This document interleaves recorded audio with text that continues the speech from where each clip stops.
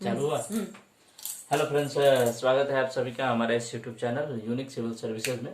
प्यारे दोस्तों, आज हम लोग एक बहुत ही महत्वपूर्ण टॉपिक आधुनिक भारत के इतिहास का देखने जा रहे हैं, जिससे प्रश्नों के आने की संभावना हर साल बनी रहती है, चाहे वो बीपीएससी की परीक्षा हो या फिर यूपी पीसीएस की परीक्षा हो या फिर एमपी पीसीएस की परीक्षा हो या फिर रेलवे की परीक्षा हो या एसएससी की परीक्षा हो। तो आज हम लोग आधुनिक भारत के इतिहास में जो है एक बहुत ही महत्वपूर्ण टॉपिक, जो कि विभिन्न प्रथाएं हैं, है ना, जैसे कि सती प्रथा, विधवा पुनर्विवाह, ठगी प्रथा।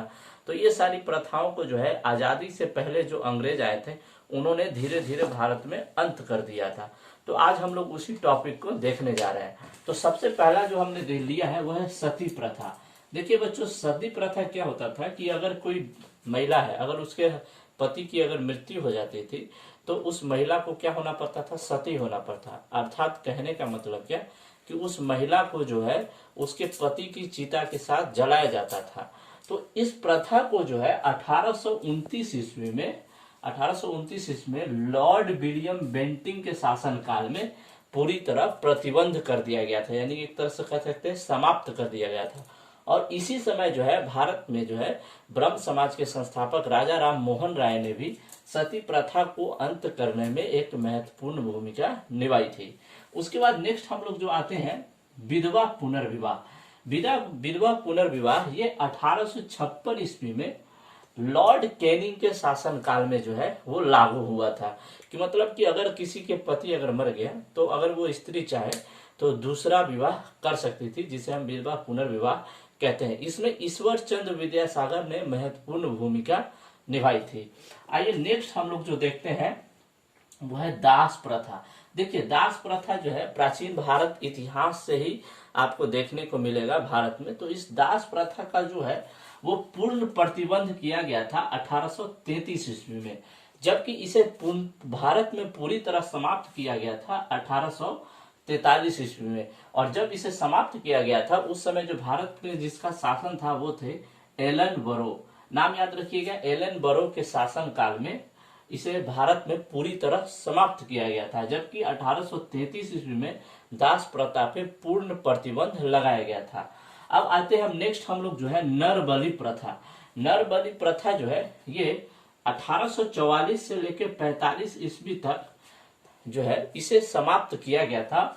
और इसमें समाप्त करने वाले जो गवर्नर जनरल थे वो कौन थे? हार्दिक प्रथम। नाम याद रखिएगा, हार्दिक प्रथम के शासन काल में ही नर बलि प्रथा को समाप्त किया गया था। कब? 1844 से 45 ईस्वी में।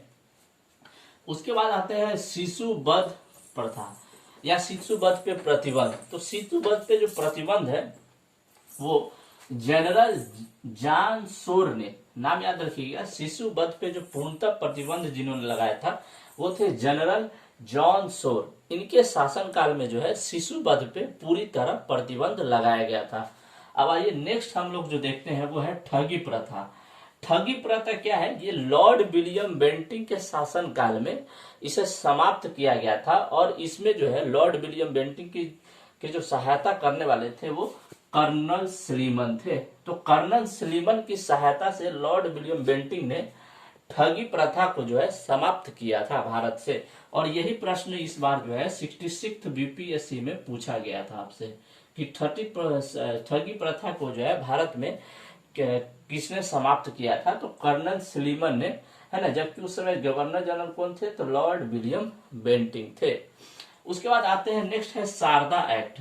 देखिए बच्चों, शारदा एक्ट क्या था कि प्राचीन समय में जो बाल विवाह बहुत प्रचलित था, तो शारदा एक्ट के द्वारा जो है बाल विवाह को कम करने के लिए लॉर्ड इरविन के शासन काल में हरिविलास शारदा, नाम याद रखिएगा, हरिविलास शारदा के अथक प्रयासों से जो लड़के की शादी की उम्र थी उसको बढ़ाकर 18 वर्ष किया गया, जबकि लड़कियों की शादी की उम्र को 14 वर्ष किया गया।